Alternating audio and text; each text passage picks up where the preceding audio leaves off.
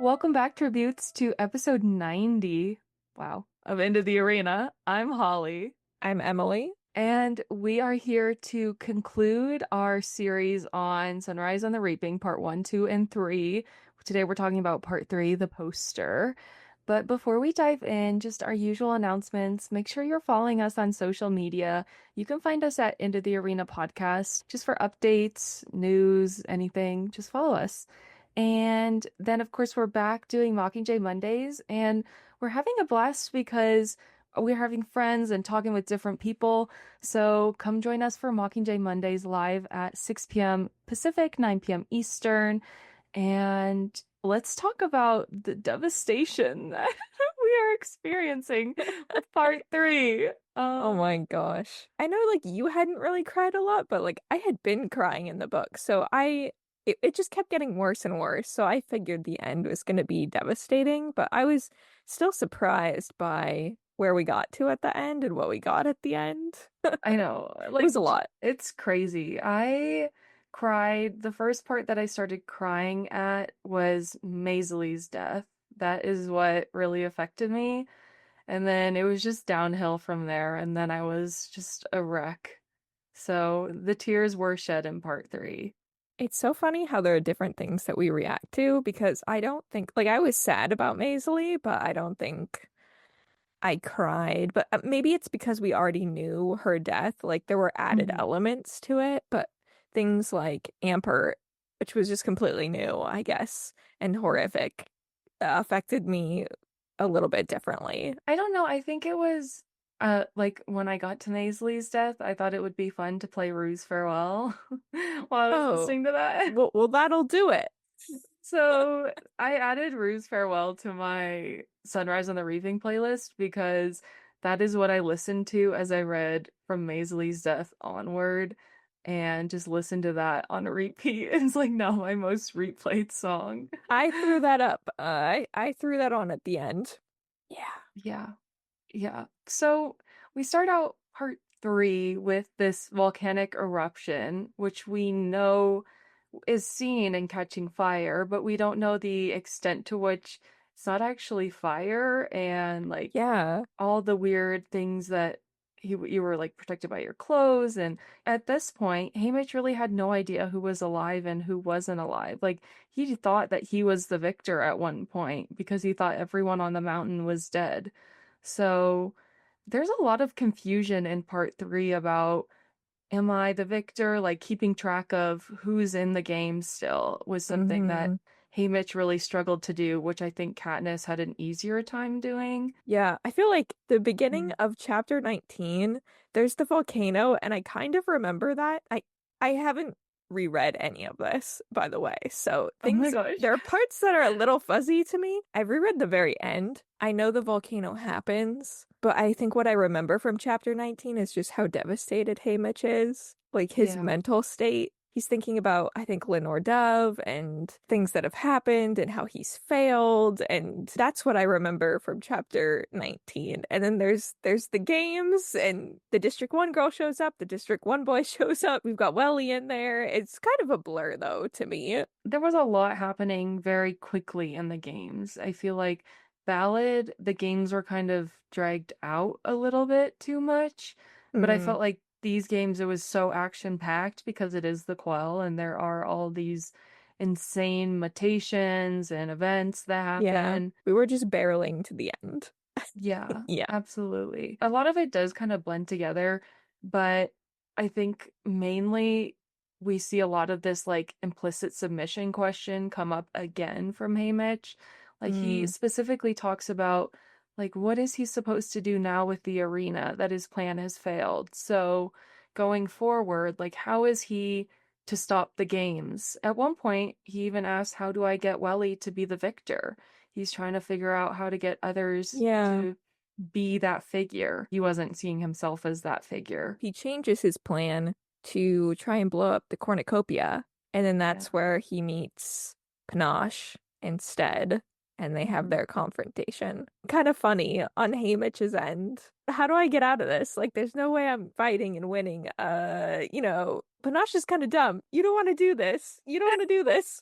And he Exactly. almost falls for it. Not the smartest, but Haymitch is good at playing people, I think. So he Yeah. almost has had his way, but then Maisley, of course, comes in with her poison darts Thank and saves the goodness. day. Which the fact that she actually poisoned them, like they weren't already poisoned. I don't remember if Mhm. we got that in Catching Fire or not, but I was like, dang girl, okay. She's smart, I yeah. love her. I think what I was a little bit disappointed in part three was that we didn't get more Maisley. Like, I know that her death had to Mm, happen, but she was, of course, carrying around this secret with Lenore Dove, and we find that out. But I wanted to see more of her having interests outside the candy shop and maybe even being interested in rebellion and being a part of the like rascal group of District 12. yeah. So I kind of wish we saw a little bit more of that. See, that's how I feel about Wyatt too. Like I wish Mhm. we got more with him. I feel like he had so much more potential. Maybe that's just the point too. They're gone Yeah, so quick and we fall in love with them and it's awful. I know. Ugh, and then we get, I mean, we'll get to it. We'll talk about the funerals, but the joint funeral for everyone. Oh my, I'm not ready.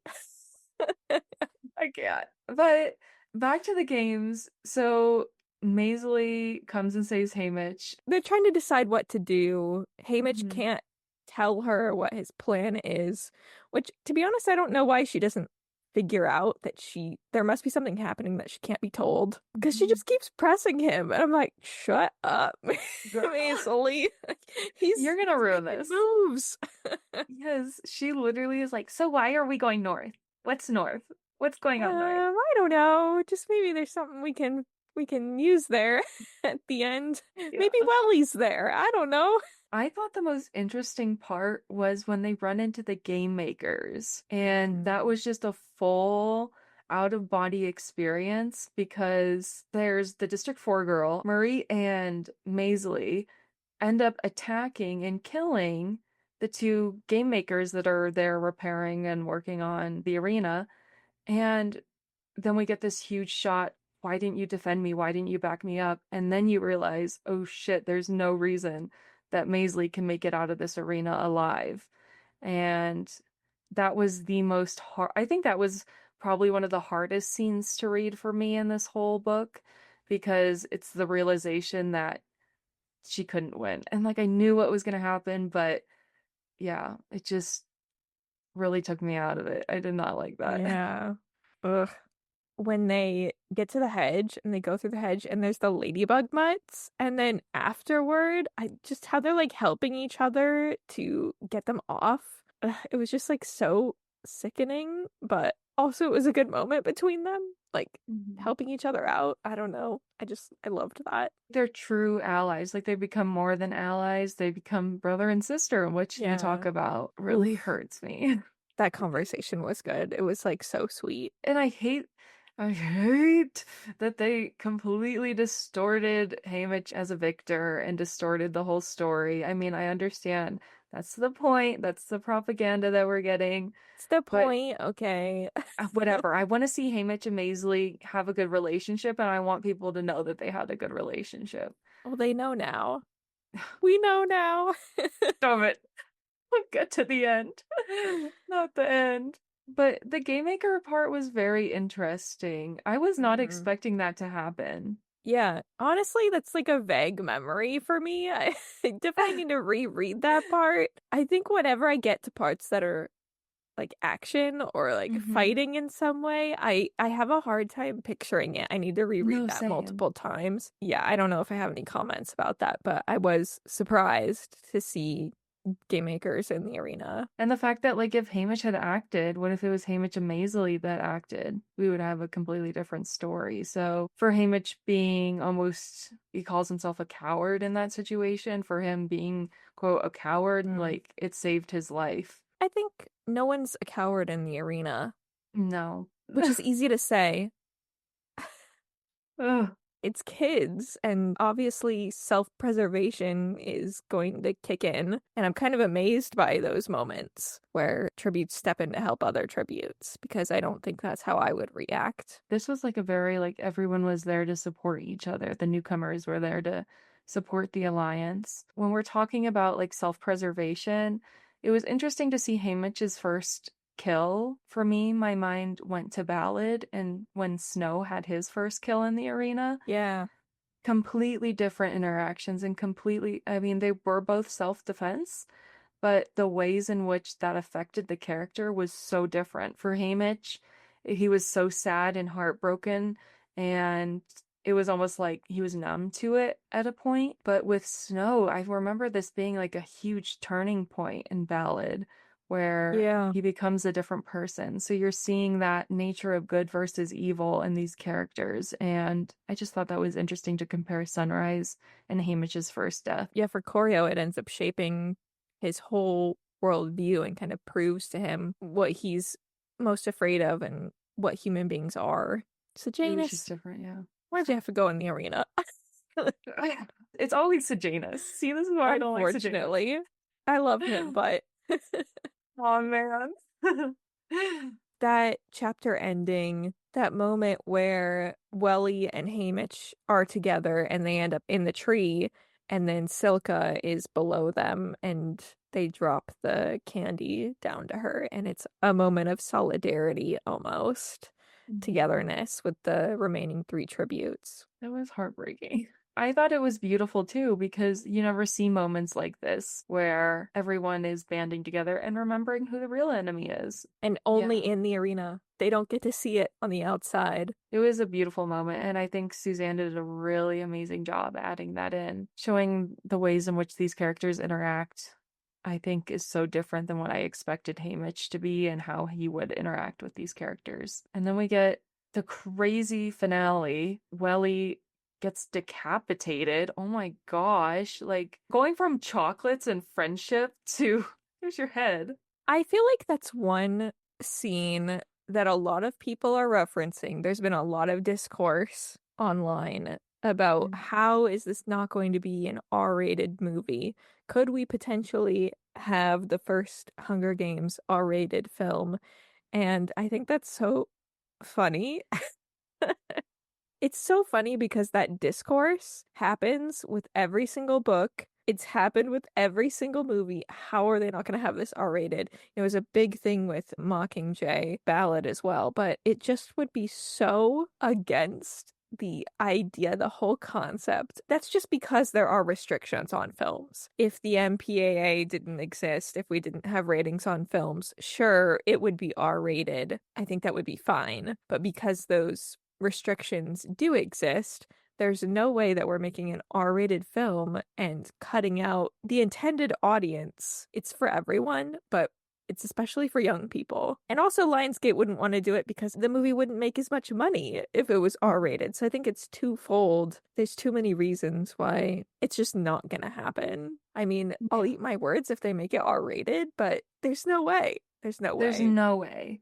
There's absolutely no way. Like we've had this conversation, like you said, so many flippin' times. Yeah.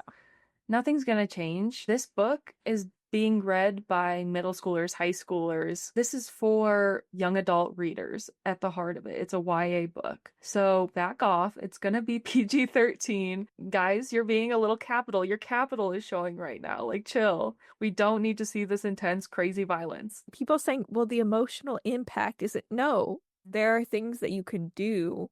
You can see characters' reactions. The emotional beats are there without seeing, a fully decapitated head. All I need is Gary Ross's cornucopia. That's all I need. I thought it was great. Shaky cam and all. Shaky cam and all.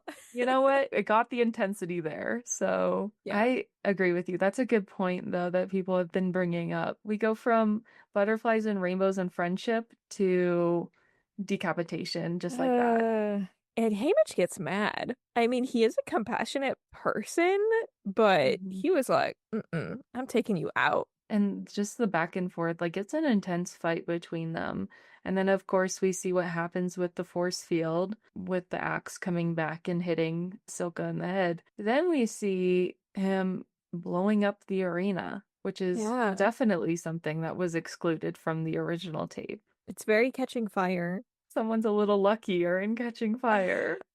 All the times where Haymitch has a parallel to Katniss or Peeta, but they were just luckier. Obviously, there were rebels this whole time, and people have been fighting against Snow in the capital since the Dark Days, before the Dark Days. But I think one thing that fully hit me with this book was the fact that tributes were going into the arena thinking, yeah, how can I mess this up?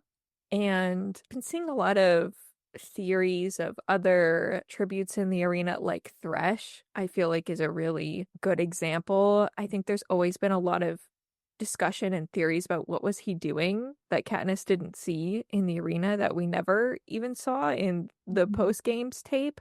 And he very well could have been trying to mess up the games in some way, Yeah. I think. And I think that theory is so strong now after reading Sunrise. Yeah, you kind of just think that these kids are going in just wanting to survive, like wanting that one thing and wanting to survive, but these kids are forced to be there. So, yeah, that's something that I also never took into consideration either, and now is making me view the series in a different way.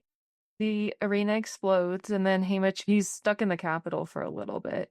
And it's kind of that gave me a reminder of Katniss being stuck in the Capitol during Mockingjay post Mm. execution of Snow and Coin. Just kind of on lockdown. He didn't know what day it was. He didn't know if they were trying to kill him, keep him alive. It was just a lot of confusion, and it felt very similar. It was another parallel to Katniss. And then it's crazy to me, like we have this conversation in Hunger Games with Haymitch telling Katniss, like, hey, you've messed up and people are watching you. Snow's watching you. And Haymitch doesn't have that from anyone. He's just on his own, which is just so scary and so heartbreaking.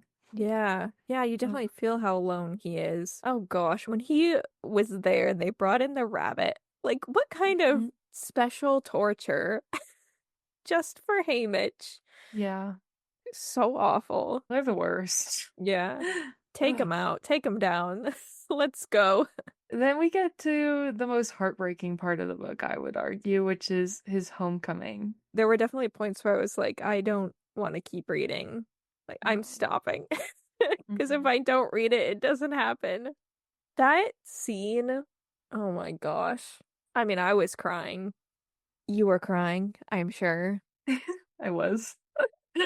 He gets home, just wants to see his family, and the burning, the The fire. The fact that it was a fire really hurt me. yeah. Burdock is there and Blair is there holding him down and he's screaming, let me go with them. And Ma and Sid are clinging to each other. Like that was his homecoming. Woo. I can't. Yeah. So that was like the first just dagger to the heart and soul.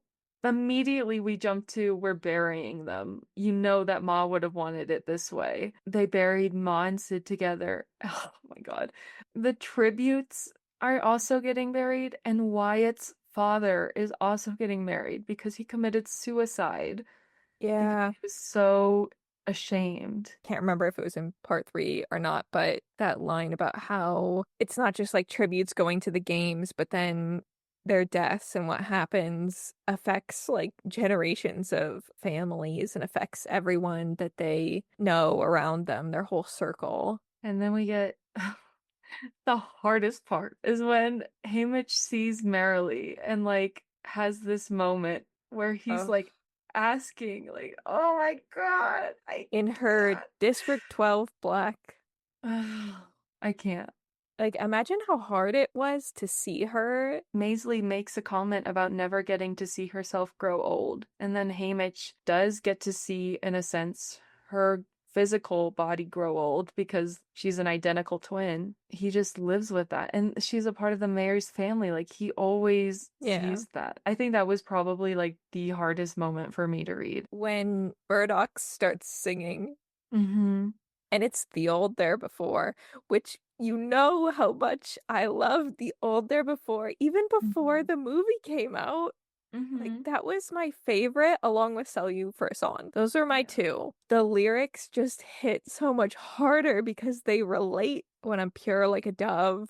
I love that song. And I'm so glad too that we kind of bullied Lionsgate into making an a cappella version of that song and releasing it because it was important. We needed it. We needed it for this book because I've been playing that so Yeah. much. It's just the way that Suzanne wrote it, where it was like lyrics and then text and then lyrics and then text. That was just so intense to me and impacted me. We get this perfect reunion.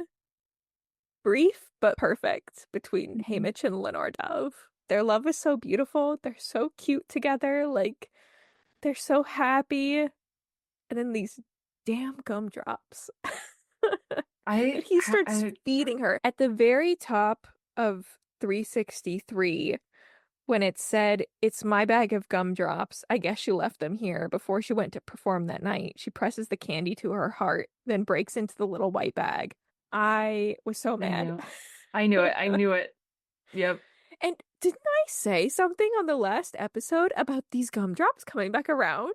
Mm-hmm. And I thought it was gonna be like a sweet gesture. Like I thought she was gonna be gone, like already taken and like she was gonna be hung or something and like left the gumdrops there for him. But no, no. You manifested pain, I Emily. I knew there was foreshadowing for these gumdrops to come back around, but I did not know how it was gonna go down. This was horrible. Absolutely awful. Him feeding her the gumdrops, and like not once, but twice. The "it's my fault." The hardest part, I got to the end of 26, and of course I was crying. I read the top of 27. The nightmare always starts with me feeding her that gumdrop.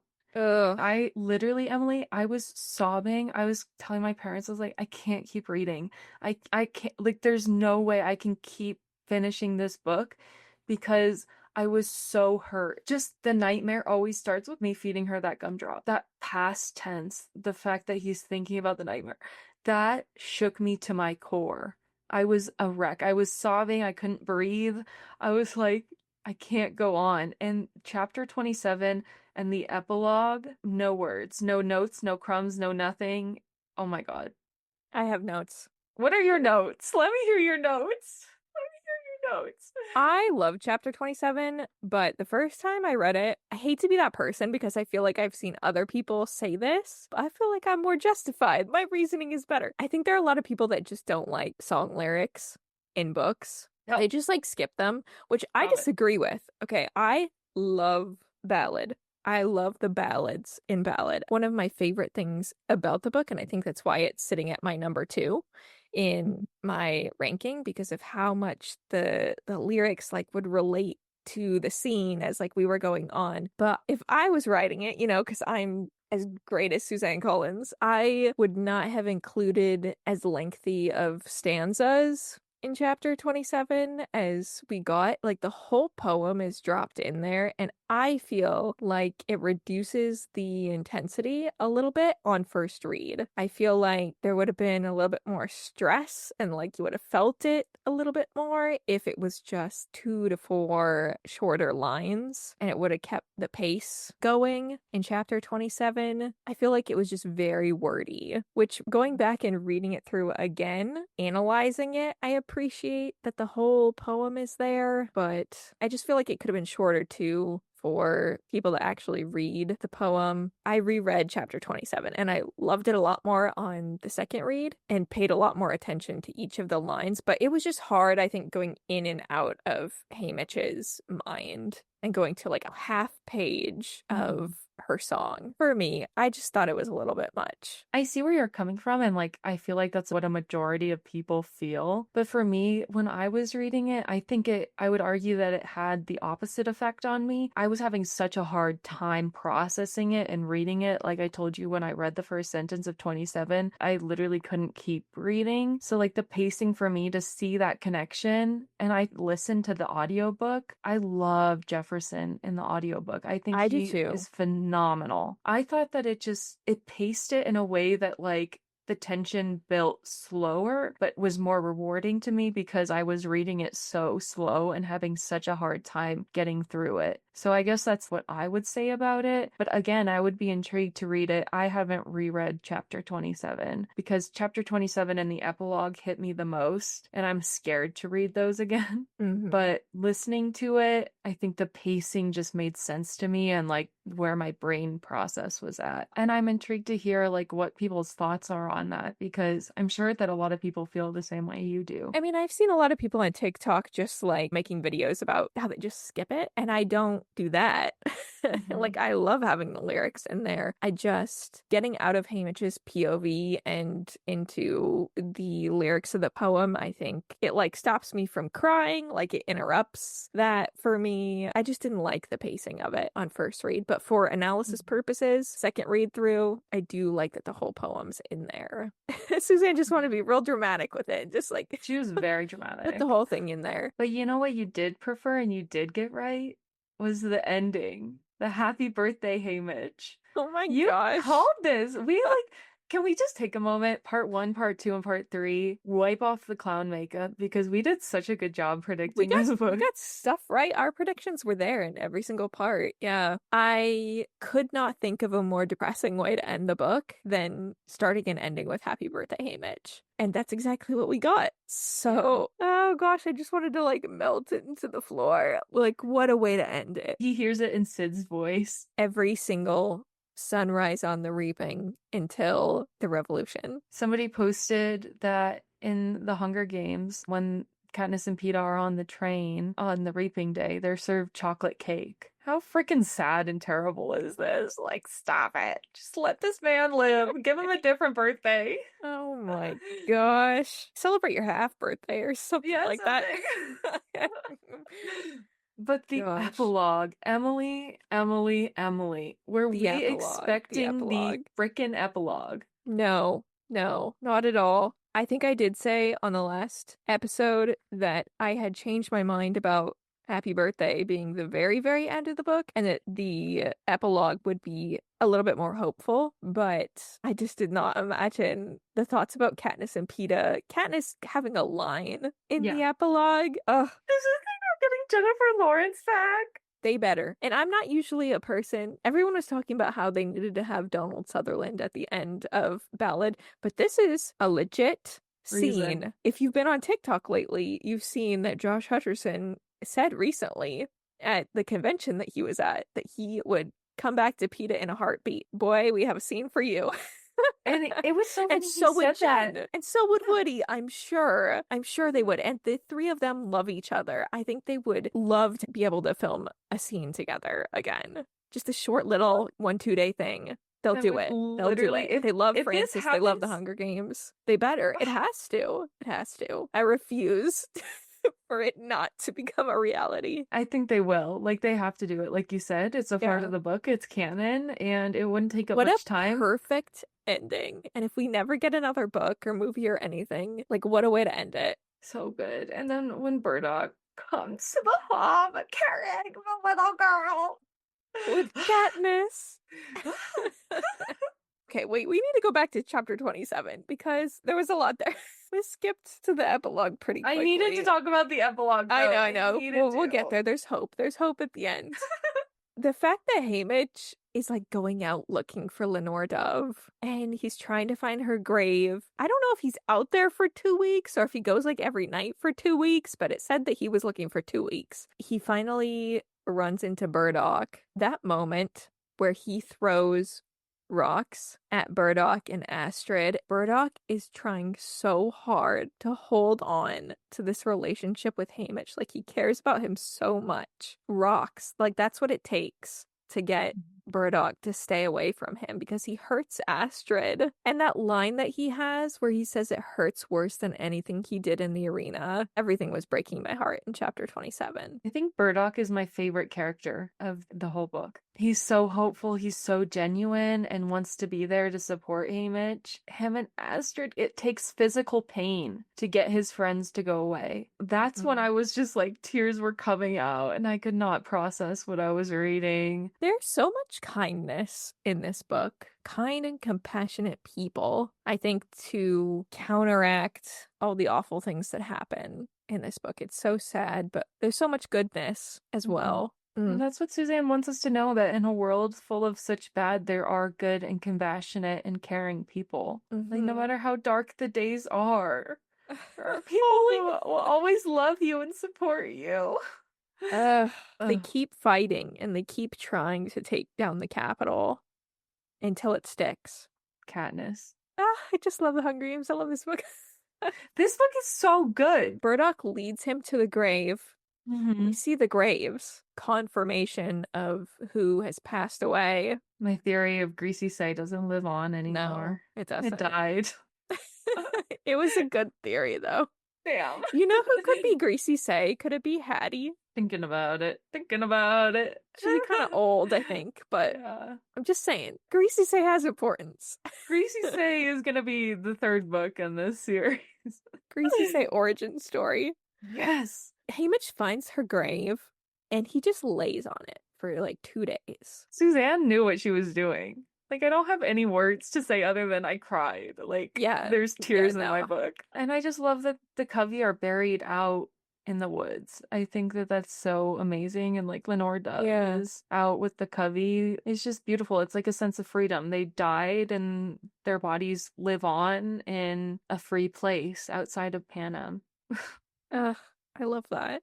But then I was so surprised. I think my biggest shock, probably even more than the epilogue, was the fact that we have so much time passing in chapter 27 and we get to the victory tour. Which I called in part two. I was like, we're going to see the victory tour. Yeah, I did not believe you, if I'm being honest. I was I like, know. there's no way we're getting the victory I didn't tour. believe Like, myself. I was like, I can't believe we're not going to get my like little moment. But like, why would we? A thing that'll remain a mystery. Plutarch and Haymitch go upstairs in the District 11 Justice building. I was shook.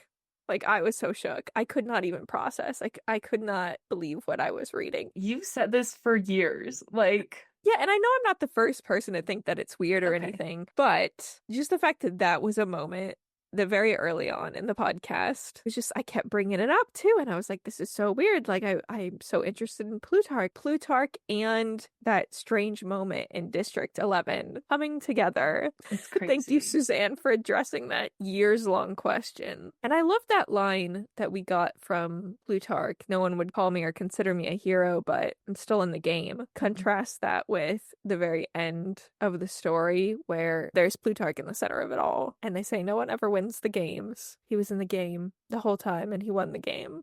Plutarch's character really intrigued me in this book. Like, we didn't get a lot of his character, but Mm-hmm. he had more compassion than I assumed he would have at this point in time. I feel like I still have a lot of unanswered Plutarch questions. If I could pick a disappointment from this book, not that I'm disappointed in it, but just seeing this amount of Plutarch, I wish that we got more of his backstory. I just really, wanted to see him, seeing the tape, seeing scenes from Lucy Gray's games, which we ended up with Haymitch seeing those scenes. It was like we got pieces of what we were expecting with the library, and I thought his appearance at the beginning of the book was going to indicate him being in it more. Yeah, Plutarch should have showed up in the arena, I did think it was a little odd that he was assigned District 12. Like, why was he assigned District 12? Did he ask for District 12 for some reason? Is that because he saw what happened with District 12? Like, when he saw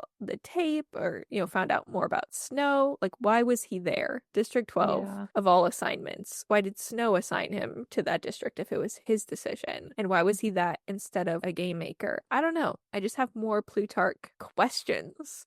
Like, this gave me more Well, questions than answers, to be honest. maybe there's a Plutarch book next. Maybe now's our time. We can go back to the epilogue, though.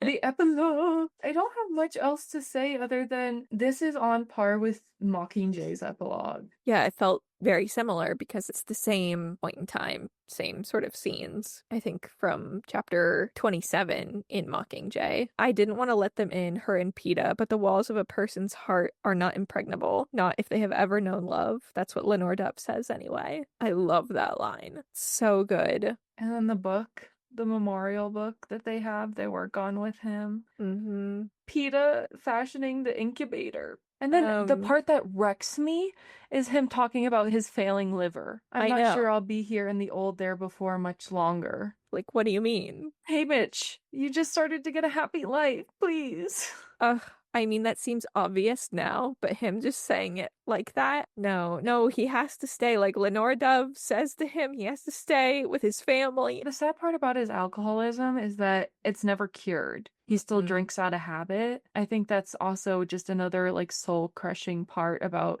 his story is that he never really takes care of that part of himself. I think it goes so well into the themes of the consequences of war, like how Katniss and Peeta are never really physically healed. Peeta lost his leg, they have the burn scars, they're never, mentally healed from the trauma of what happened to them. They still have the nightmares. It makes sense that Haymitch, this is something he deals with for the rest of his life. And the ending, I love you like all fire.